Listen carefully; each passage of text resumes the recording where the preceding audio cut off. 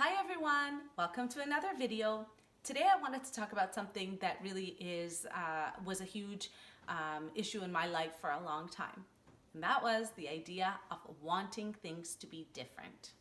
So I'm sure a lot of you can relate.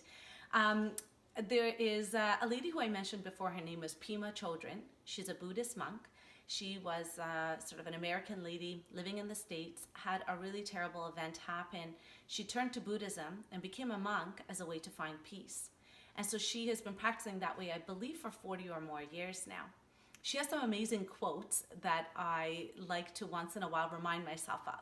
And one of those quotes that I'd like to say to you is something that I think about a lot, which is that suffering in our lives, it usually relates to wanting things to be different than the way they actually are.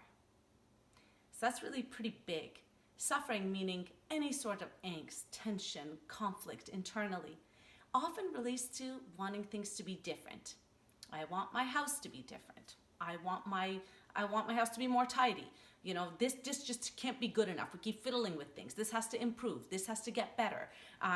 My conversations should be like this. I should be like this. I should hang out with people like this. It's constant. This wanting things to be different than the way they actually are, including, I want to be more mindful. I want to be more present. It's constantly the wanting. That wanting keeps us away from what actually really is. And the wanting never ends. It almost is a vicious cycle that it just creates more and more of wanting. And so many times in my life, I would see myself in situations that I had an unrealistic expectation of what it should be like. Whether it's vacation, a get together with friends, some important event I had planned, and then it would fall just short of what I had expected. And so my expectations for certain things were unrealistic. I would put this expectation of certain things and I would imagine the way they should play out or be. And when it wouldn't be like that, I'd be disappointed. Or do you remember being with friends or family and just wanting things to be different? Oh, I just wish I wish the conversation went like this. Or I wish the night was this long. Or I wish I did this. Or I wish I invited more people. Or I wish I, had this conversation with my loved one. And that constant wanting keeps us away from the present and what actually is. So I made a conscious decision, an intentional decision, whenever I'm in a situation, to drop the narrative of wanting it to be different. That might include a walk in the woods where it might start to drizzle. Well, I could either suffer with, God, it wasn't supposed to rain. The weatherman is always wrong. It's the only job you can always be wrong. Just kidding.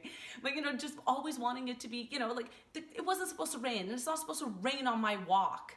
Well, it did. And so we either suffer or we just go with the flow. Now, that's easier for some of us than others, but it has to be an intentional effort. You have to want to drop the narrative of wanting.